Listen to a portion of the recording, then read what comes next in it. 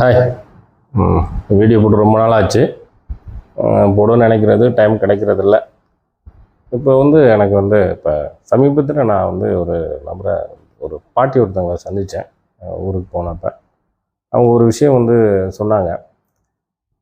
அதை கேட்டதுக்கப்புறம் நிச்சயமாக இதை பற்றி பேசணும் அப்படின்னு நானும் ரொம்ப நாள் நினச்சிக்கிட்டு இருந்தேன். அவங்க சொன்னதுக்கப்புறம் சரி இதை பற்றி பேசுவோம் அப்படின்னு சொல்லிட்டு தான் அந்த வீடியோ போடுறேன். இது என்ன அப்படின்னா, கொஞ்சம் காலமாக பார்த்தோம் அப்படின்னா இஸ்லாமியர்கள்லாம் பிளைண்டாக திமுகவை நம்புகிறாங்க, திமுகவுக்கு சொம்படிக்கிறாங்க, அவங்க என்ன பண்ணாலும் திமுக தான் ஓட்டு போடுவாங்க அப்படிங்கிற மாதிரி ஒரு கருத்துருவாக்கம் பொதுவாக இருக்குது. எல்லாருமே அதை பற்றி பேசுகிறாங்க. எனக்கு தெரிஞ்ச அதை பார்த்தா தீவிர ஏடிஎம்கேக்காரங்க இதை பற்றி நீங்கள் இஸ்லாமியர்கள்லாம் திமுகவுக்கு தான் ஓட்டு போடுவாங்க அப்படிங்கிறத சொல்ல மாட்டாங்க. புதுசாக உள்ள ஆட்கள் யாராவது அதை பற்றி சொல்லலாம். சரி, இதை பற்றி பார்த்தோன்னா எல்லாருமே திமுகவுக்கு, முஸ்லீம்லாம் திமுகவுக்கு தான் சப்போர்ட் பண்ணுறாங்களா அப்படி பார்த்தோம் அப்படின்னா, மொத்தமாக எல்லா காலத்துலேயும் திமுகவுக்கு இஸ்லாமியர்கள் ஓட்டு தானே விழுந்திருக்கணும். அவங்க தானே முக்கியமான ஒரு ஓட் பேங்காக இருந்திருக்கணும். அப்படி பார்த்தா எனக்கு தெரிஞ்சு கலைஞர்கிட்டலாம் கேட்டோம் அப்படின்னா சிரிப்பார் அவர். அப்படிலாம் கிடையாது.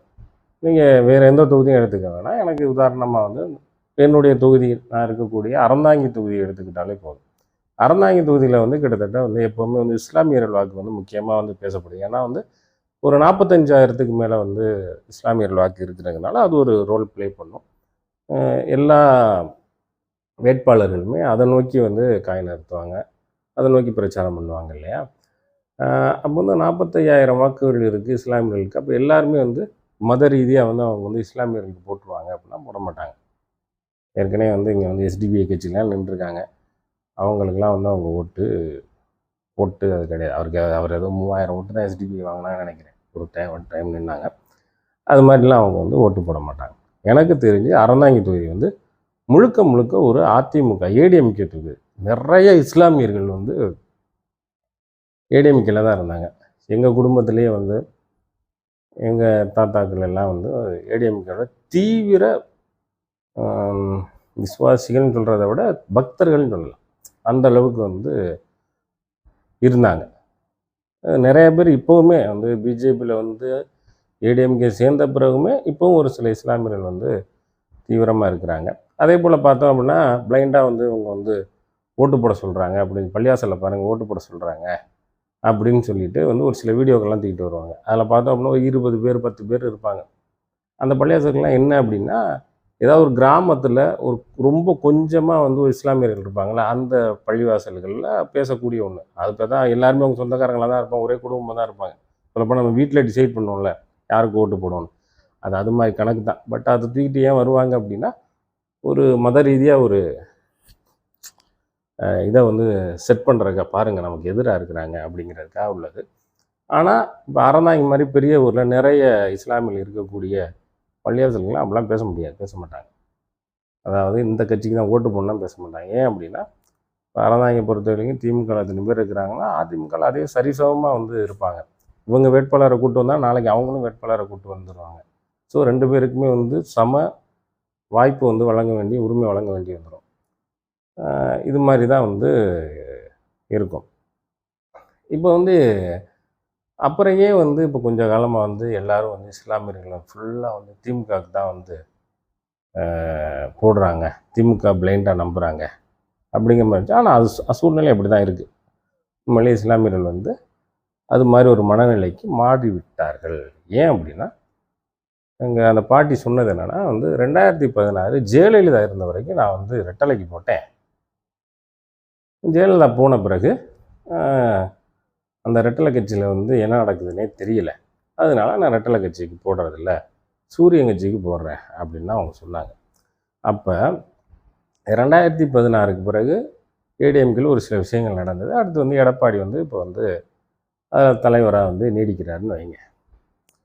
அப்போ இவ்வளவு தொண்டர்கள், இந்த சிறுபான்மை தொண்டர்கள் இஸ்லாமியர்களை வாக்காளர்களாக வச்சுருந்த ஏடிஎம்கே கட்சியை பெற்ற எடப்பாடி ஏன் அதை இழந்தார் அப்படின்னா, பிளைண்டாக ஏன் திமுகவை நம்புறீங்கன்னு இஸ்லாமியர்கள் பார்த்து கேள்வி கேட்கறதுக்கு முன்னாடி முதல்ல எடப்பாடியை பார்த்து தான் கேட்கணும். இத்தனை வாக்காளர் இருந்தாங்களே, ஏன்பா வந்து உனக்கு ஓட்டு போடலை? காரணம் எடப்பாடியோட நடவடிக்கைகள். நம்ம தமிழ்நாட்டில் நல்லா சேஃபாக தானே இருக்கோம். தமிழ்நாட்டில் வந்து சிறுபான்மைக்கு என்ன பிரச்சனையும் இல்லையே. நியாயமான கேள்வி, வாஸ்தவம் தான். ஆனால் இந்திய அளவில் எப்படி இருக்குது? நம்ம இந்தியாவில் தானே இருக்கிறோம். மற்ற மாநிலங்களில் மத ரீதியாக ஒடுக்குமுறைகள் நடக்குது, உணவு ரீதியாக வந்து தாக்கப்படுறாங்க, கொல்லப்படுறாங்க.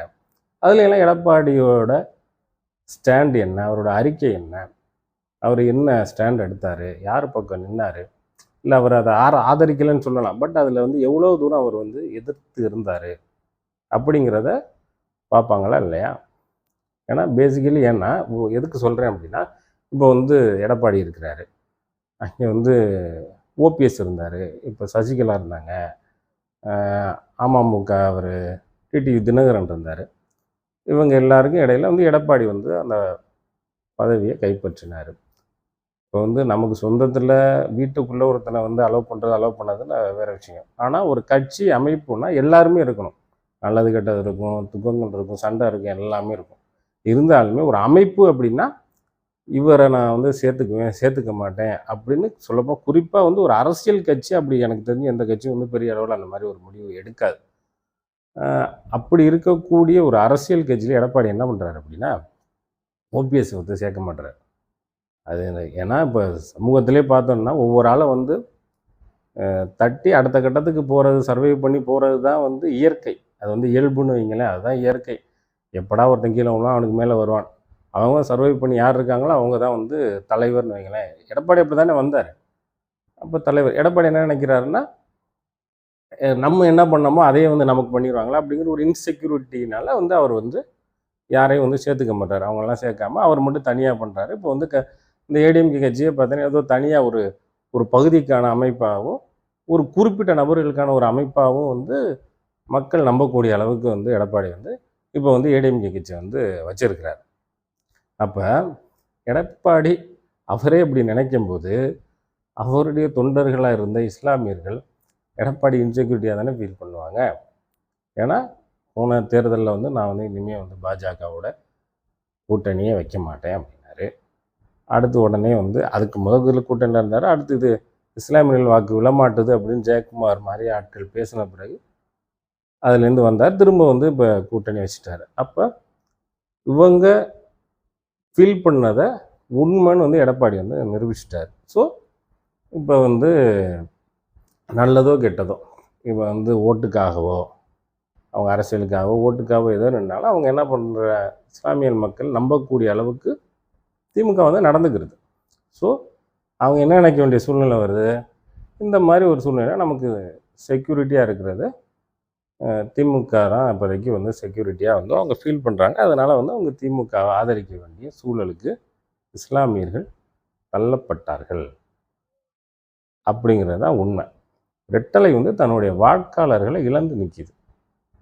அரசியல் செய்ய தெரியாமல், மக்களுக்கு எப்படி நிற்கணும் அப்படிங்கிறது தெரியாமல், ஒரு குறுகிய மனப்பான்மையில் எல்லா வாக்காளர்களையும் இழந்தது வந்து குறிப்பாக நீங்கள் சொல்கிறீங்களே இஸ்லாமியெல்லாம் கண்ணை மூடிட்டு ஓட்டு போடுறாங்க அப்படின்ட்டு. அந்த கண்ணை மூடிட்டு ஓட்டு போடுற இங்கே அறந்தாங்கி தொகுதியில் எனக்கு தெரிஞ்ச ஒரு 75% இஸ்லாமியர்கள் வந்து ஏடிஎம்கே தான் ஓட்டு போட்டாங்க. இப்போ அந்த வாக்காளர்களெல்லாம் இழந்தது வந்து ஏடிஎம்கே கட்சி தான். ஏடிஎம்கே கட்சினா இப்போ இருக்கிற எடப்பாடி தான். இப்போ ஏயா இழந்த அப்படின்னு சொல்லிட்டு முதல்ல அவர்கிட்ட தான் போய் கேட்கணும். இவ்வளவு பேரை வந்து நீ வந்து வாக்காளர் இருந்திருக்காங்களே ஏன் இழந்துன்னு அவர்கிட்ட தான் கேட்கணும். அவருடைய அரசியல்னால தான் வந்து இஸ்லாமியர்கள் முழுவதும் நான் சொல்ல மாட்டேன், இப்போவுமே வந்து ஒவ்வொரு கட்சிகளில் பிரிஞ்சு தான் இருப்பாங்க. ஒரு 10% அப்படிங்கிற மாதிரி ஒரு 60-70க்கு மேலே வந்து இப்போ வந்து சொல்லப்போனால் ஒரு 30% தான் வந்து இஸ்லாமியர்களுடைய ஆதரவு வந்து ஒரு காலத்தில் வந்து திமுகவுக்கு இருந்துருக்கும். இப்போ ஒரு அது 60 எபோவாக வந்து இருக்கிறதுக்கு முக்கிய காரணம் வந்து எதிர்கட்சி இல்லை இன்னொரு கட்சி வந்து முறையாக வந்து அவங்கள வந்து கையாளாத ஒரு விஷயத்தினால தான் இப்படி ஒரு சூழ்நிலை ஏற்பட்டு இருக்கிறது. இரண்டாவது வந்து இஸ்லாமியர்கள் மட்டும் குறிப்பிட்டவங்களாம் அவங்க போட்டுருவாங்க அப்படிலாம் கிடையாது. எனக்கு தெரிஞ்சு பல அமைப்புகள், வெளிப்படையாக சொல்லணும்னா பல சங்கங்கள் தீர்மானமே போடுறாங்க யாருக்கு ஓட்டு போடணும் அப்படின்ட்டு. ஆனால் அவங்கெல்லாம் சொல்லப்போனால் எண்ணிக்கையில் இவங்கள விட கொஞ்சம் அதிகமாகவே இருக்கும். ஆனால் அவங்கெல்லாம் பேசப்படுறதில்ல, அவங்களெல்லாம் குறிப்பிடப்படுறதில்ல. காரணம் என்னென்னா இதுதான். ஏன்னா இந்த விஷயங்களை ஏன் பேசப்படுது அப்படின்னா, இந்த சிறுபான்மையர்களை, இஸ்லாமியர்களை இது மாதிரி தனிமைப்படுத்துறது. இவங்கெல்லாம் அவங்களுக்கு தான் ஓட்டு போடுவாங்க, இதெல்லாம் அவங்களுக்கு தான் பண்ணுவாங்க அப்படிங்கிற மாதிரி தனிமைப்படுத்துறதுனால தான் இது மாதிரி விஷயங்களே நடக்குது. ஸோ எனக்கு தெரிஞ்சு இஸ்லாமியர்கள் மொத்தமாக வந்து எப்போவுமே வந்து திமுக பக்கம்லாம் இருந்ததில்லை. அவங்க எல்லா பக்கமும் தான் இருந்தாங்க. இப்போ இந்தியா நடக்கிற சூழ்நிலையினால் அவங்க வந்து திமுக பக்கம் போயிருக்கிறாங்க. அதுக்கு காரணம் வந்து அவர்கள் கிடையாது, அரசியல் செய்ய தெரியாத எதிர்க்கட்சிகள், குறிப்பாக வந்து ஏடிஎம்கே. ஏன்னா அவங்கள்ட்ட தான் சரிபாதி வந்து இஸ்லாமியர்கள் இருந்தாங்க. அவங்கள மிஸ் பண்ணது அப்போ அவருடைய தலைமை தான். நீங்கள் அவர்களுடைய தலைமையை தான் வந்து கேள்வி கேட்கணுமே தவிர, அவங்கள விட்டுட்டு போனவங்களை கேள்வி கேட்குறது அபத்தம்.